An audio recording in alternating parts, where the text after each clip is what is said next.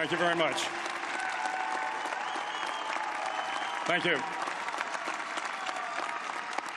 Well, thank you, President Powers, Provost Fenves, deans, members of the faculty, family and friends, and most importantly, the class of 2014. It is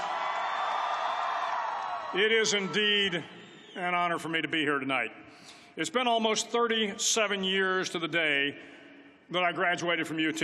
I remember a lot of things about that day. I remember I had a throbbing headache from a party the night before.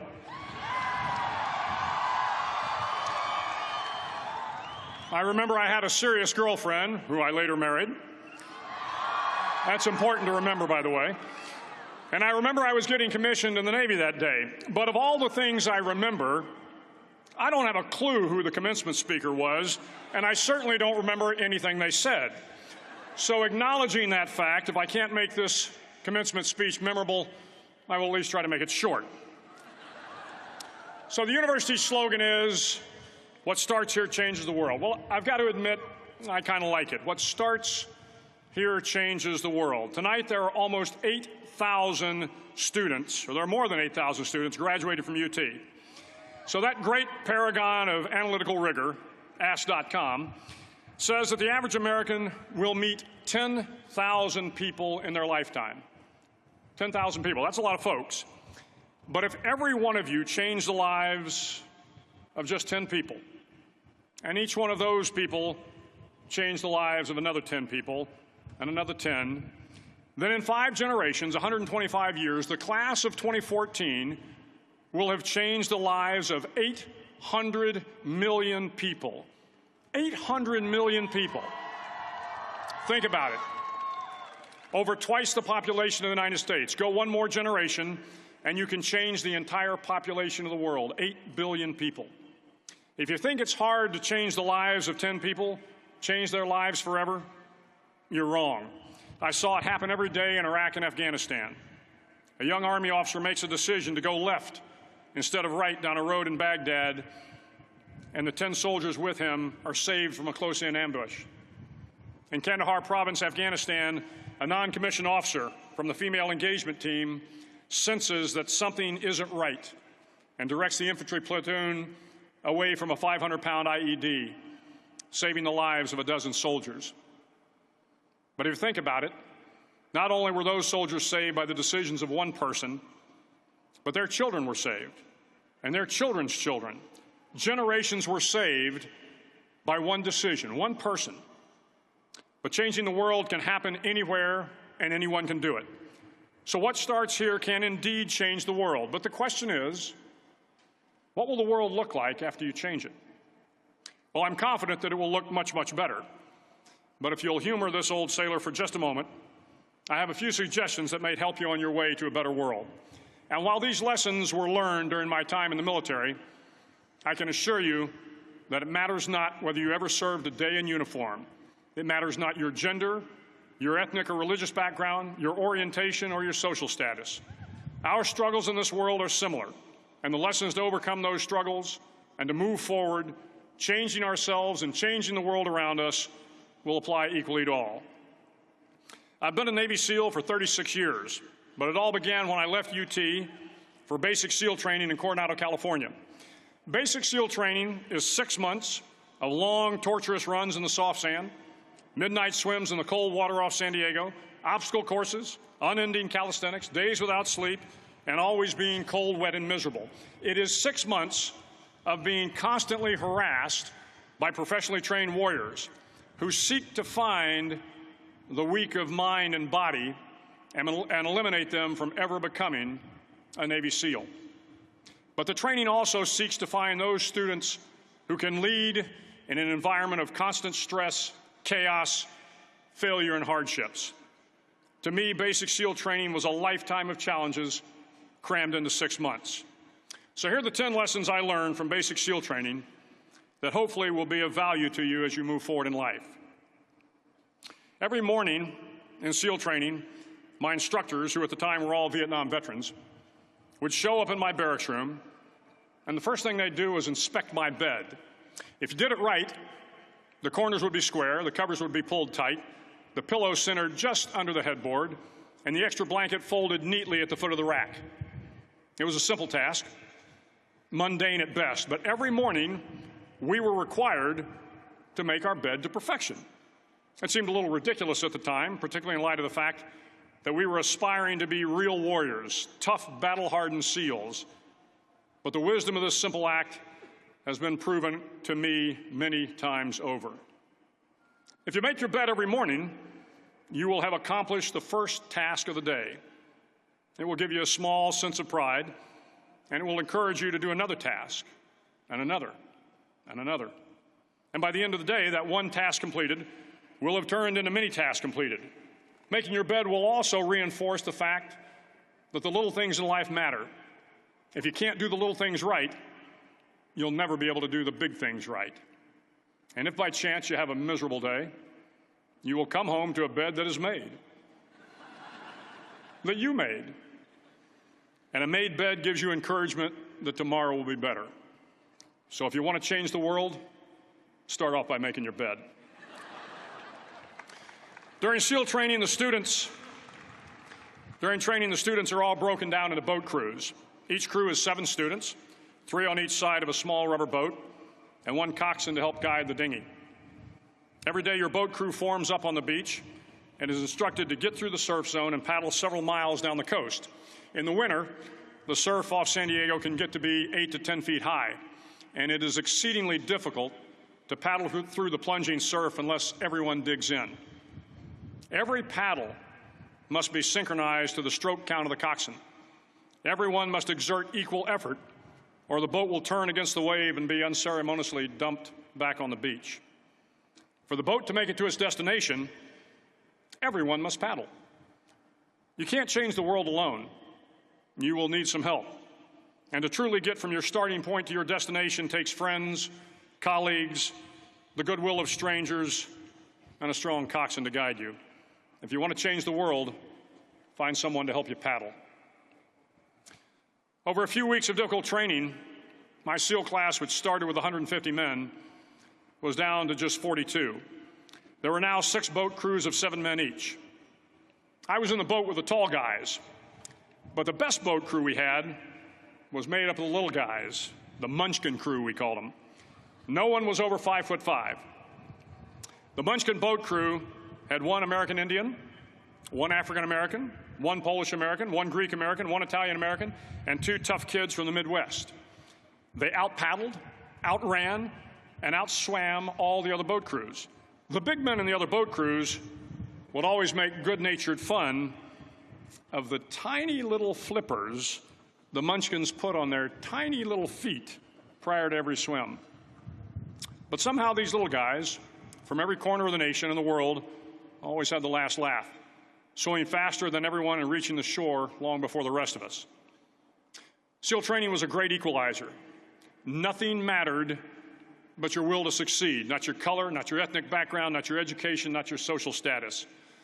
If you want to change the world, measure a person by the size of their heart, not by the size of their flippers. Several times a week, the instructors would line up the class and do a uniform inspection. It was exceptionally thorough. Your hat had to be perfectly starched, your uniform immaculately pressed, your belt buckle shiny and void of any smudges. But it seemed that no matter how much effort you put into starching your hat or pressing your uniform or polishing your belt buckle, it just wasn't good enough. The instructors would find something wrong. For failing the uniform inspection, the student had to run, fully clothed, into the surf zone, then wet from head to toe, roll around on the beach until every part of your body was covered with sand. The effect was known as a sugar cookie. You stayed in the uniform the rest of the day, cold, wet, and sandy. There were many a student who just couldn't accept the fact that all their efforts were in vain, that no matter how hard they tried to get the uniform right, it went unappreciated. Those students didn't make it through training. Those students didn't understand the purpose of the drill. You were never going to succeed. You were never going to have a perfect uniform. The instructors weren't going to allow it. Sometimes, no matter how well you prepare or how well you perform, you still end up as a sugar cookie. It's just the way life is sometimes.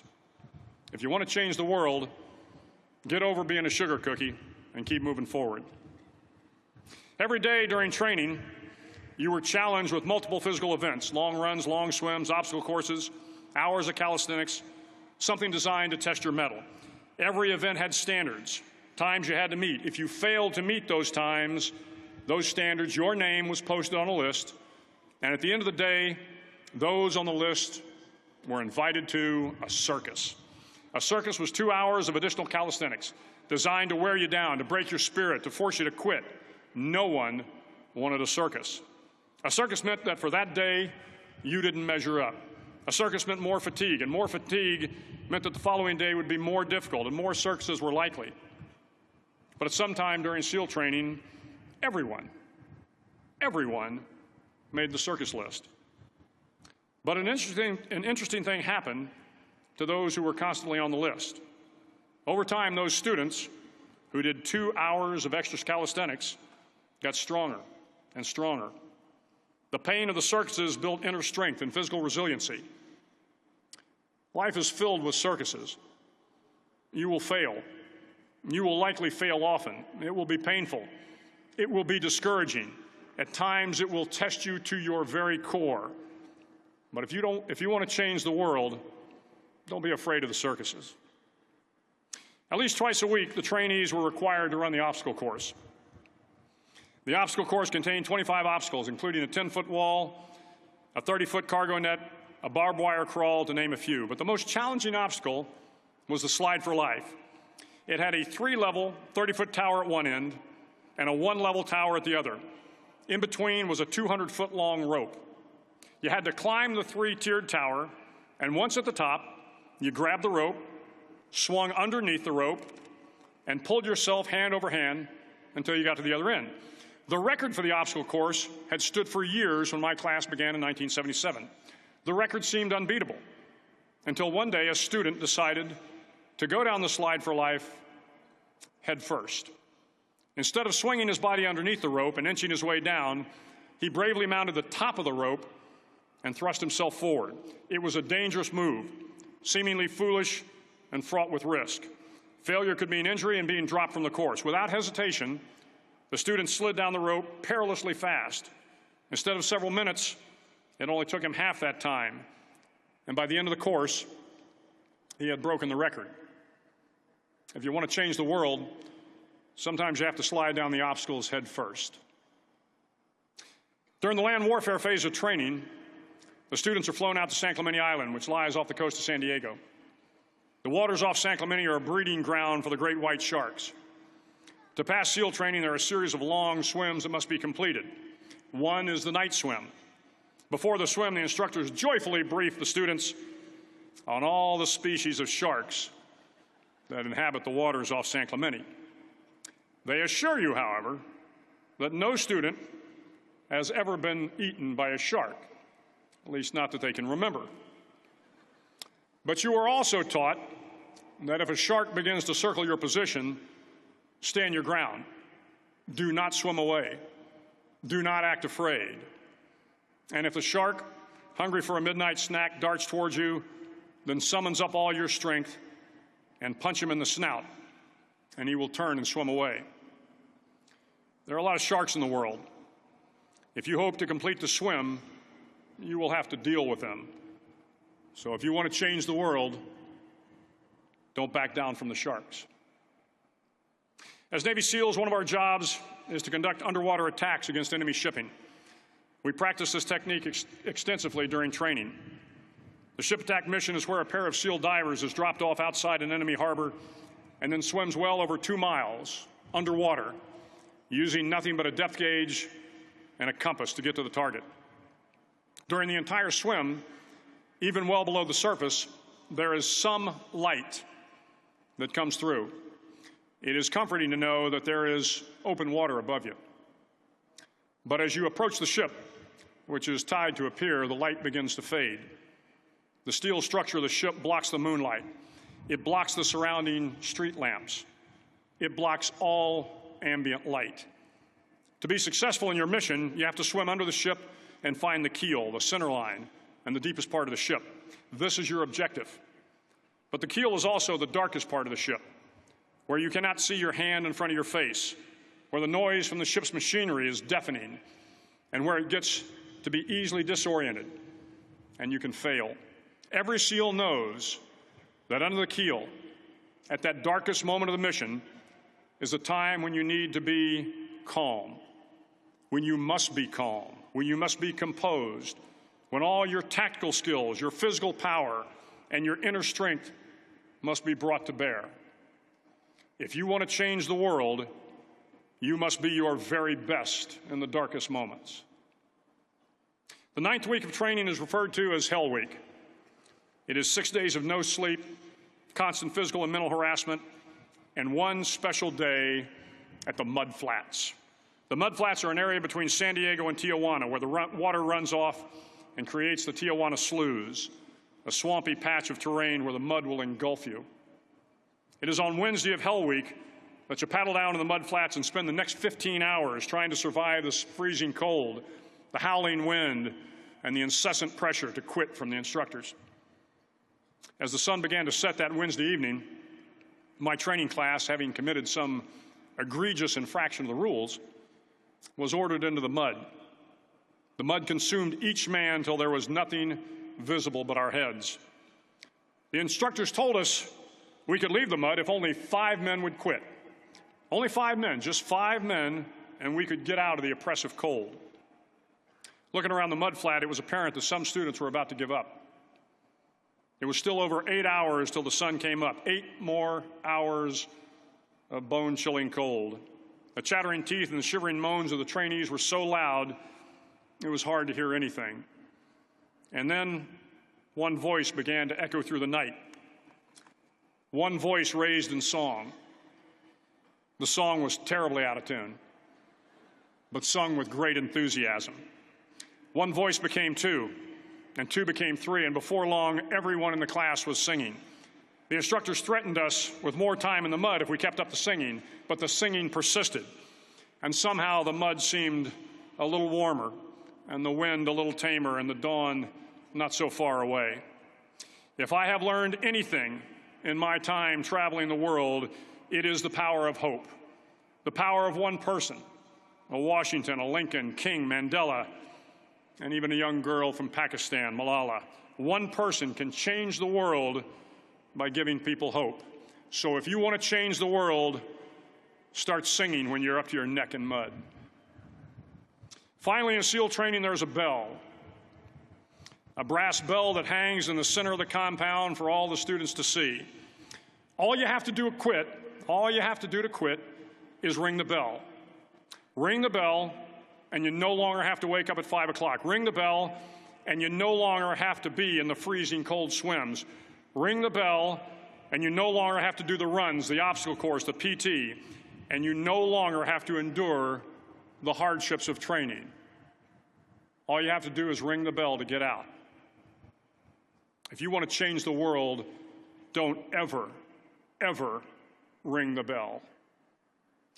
To the class of 2014, you are moments away from graduating, moments away from beginning your journey through life, moments away from starting to change the world for the better. It will not be easy, but you are the class of 2014, the class that can affect the lives of 800 million people in the next century. Start each day with a task completed. Find someone to help you through life. Respect everyone. Know that life is not fair and that you will fail often. But if you take some risks, step up when the times are the toughest, face down the bullies, lift up the downtrodden, and never, ever give up. If you do these things, the next generation and the generations that follow will live in a world far better than the one we have today. And what started here will indeed have changed the world for the better. Thank you very much. Hook 'em horns.